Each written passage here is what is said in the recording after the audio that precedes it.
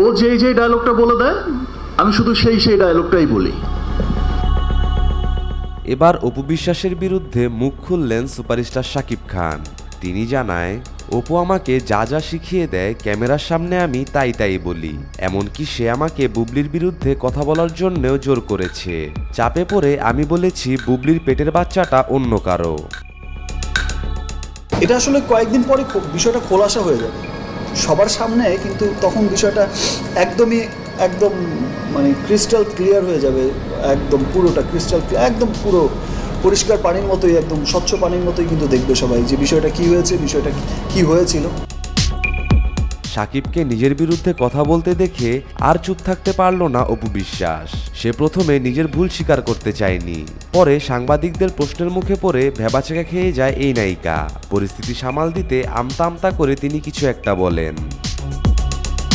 মানে সন্তান পৃথিবীতে আসবে এটা খুব স্বাভাবিকভাবে মানুষ নেয়, তারপরে একটা মেয়ে মা হবে এটা খুব স্বাভাবিক। আসলে সত্যি কথা বলতে গেলে কি প্রত্যেকটা মা বা সন্তান পৃথিবীতে আসবে এটা খুব স্বাভাবিকভাবে মানুষ নেয়, তারপরে একটা মেয়ে মা হবে এটা খুব স্বাভাবিক। সাকিব অপু যখন বুবলির বাচ্চা নিয়ে আলোচনার তুঙ্গে, তখন নিজেকে আর ধরে রাখতে পারল না বুবলি। তিনি বলেন, আমার বাচ্চাকে নিয়ে আলোচনা করে সবাই ভাইরাল হয়ে যাচ্ছে, তাই সত্যিটা বলার জন্য আমি চলে এসেছি।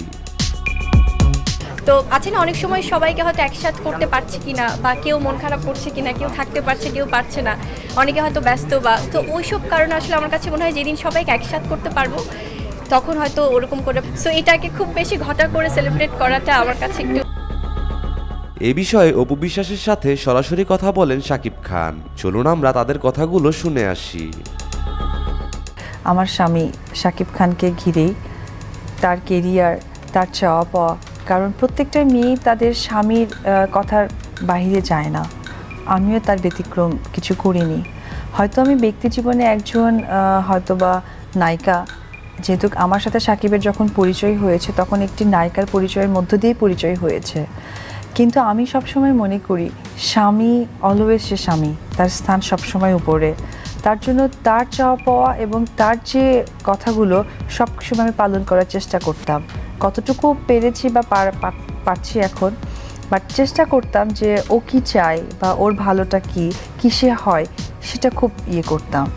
যেমন এমনও দিন গেছে যে আমাদের তো খুব নতুনভাবে বিয়ে হয়েছে, আজও অবধি কিন্তু আমাদের লাইফে হানিমুনটা হয় নাই, অথচ আমাদের বিয়ের বছর পার হয়ে আজকে একটি বাচ্চার মা আমি, কখনো আমাদের হানিমুন করা হয়নি। তবে এটা না যে আমরা বিদেশে যাইনি, আমরা বিদেশেও গেছি। অপু বিশ্বাসকে ঢালিউডের কুইন বলা হয়, যার অর্থ বাংলা সিনেমার রানী। বেশ বড় বড় জায়গায় গেছি, অনেক দূরে দূরে গেছি, কিন্তু কখনোই আমাদের একা ওইভাবে থাকা হয়নি, একা ঘোরা হয়নি, নিজেদের মতো সময় স্পেন্ড করা হয়নি। এইটুকু স্যাক্রিফাইসও করেছি আমি আমার স্বামীর জন্যই। আর একটি কথা বলবো যে অবশ্যই দর্শকদের জন্য, কারণ আমরা যেহেতু শুরুতেই বিয়ে করে ফেলেছি আর আমরা দুজনে রোমান্টিক হিরো হিরোইন এবং আমাদের প্রতি দর্শকদেরও একটি আস্থা আছেন, আমরা এটাও চাইনি যে দর্শকরা একটুতেই কষ্ট পেয়ে যাক যে তারা কেন এই মুহূর্তে বিয়ে করে ফেললেন। আমার ছেলেকে একটি কথাই শুধু বোঝাবো এবং শেখাবো যে মানুষের জীবনে ভালোবাসা আসে, সেটাই মানুষ। যার জীবনে ভালোবাসা নাই সে কখনোই মানুষ না। বাট যদি কাউকে ভালোবাসো, কাউকে নিয়ে কিছু করতে চাও, কাউকে কমিটমেন্ট করো, কখনো ব্রেক করো না, এটা বললো আমার ছেলেকে। আমি ওকে কী করবো না করবো এটা তো উপর আল্লাহ জানে, কিন্তু মা হিসেবে চাই একজন আদর্শ ছেলে যেন করতে পারি। আমি আমার ছেলেকে কমিটেড ছিলাম, যখন আমার ছেলে কনসেপ্ট করা ছিল আমার, তখন আমি কমিটেড ছিলাম যে তাকে আমি একদিন আমার যে জায়গা, ওর বাবার যে জায়গা, তাদের কোলে কোলে ওকে বড় করব। কিন্তু খুব ভয় ছিল আমার, কারণ আমি তো রাতের আধারে পালিয়ে বেড়াইতে হয়েছে, রাতের আধারে আমার ছেলেটাকে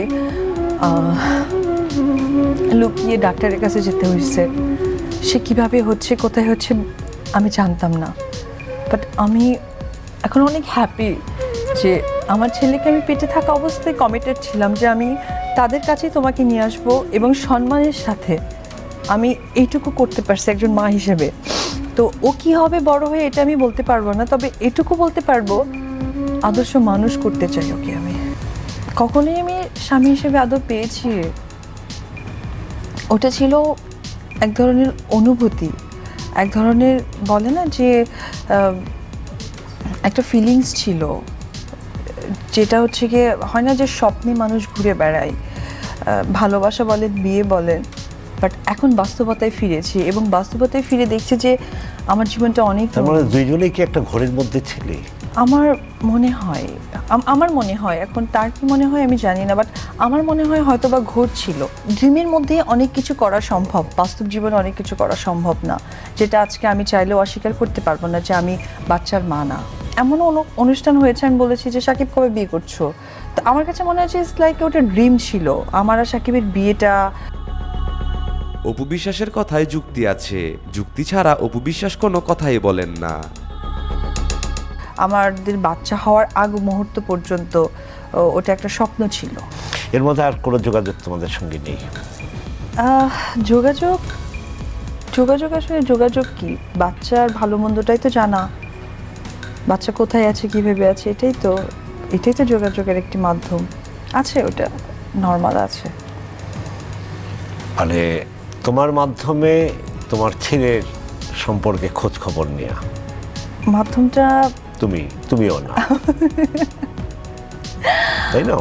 হাসালেন আপনি। না, অন্য কেঁদেছো, হয়তো আরো কাঁদবে, মাঝখানে একটু হাসিটা ভালো। তাহলে হঠাৎ করে সাকিবের আবার অন্য এই যে দূরত্ব তৈরি হওয়ার কারণটা কি? অনুভব করি দূরত্ব, কিন্তু বুঝতে পারি না কেন। এটা আসলে আমি আসলে মাঝে মাঝে আমি এটাই খুঁজি, কিন্তু আমি বুঝে উঠতে পারি না। প্রত্যেকটা মানুষ তাদের স্বামীকে বা সংসারকে অনুভূতির মধ্য দিয়ে ইউটিলাইজ করে। আমার অনুভূতিটা হচ্ছে আমার কাজ, আমার সন্তান, যার কারণে ওই গ্যাপটা খুব একটা বড় মনে হয় না। না, কিন্তু তোমার প্রতি সাকিবের যে মোহটা ছিল দীর্ঘদিন সিনেমা করতে গিয়ে, আমার কাছে মনে হয় এখনো আছে। ভালোবাসা যত দূরে থাকে বাড়ে তত। আছে কি?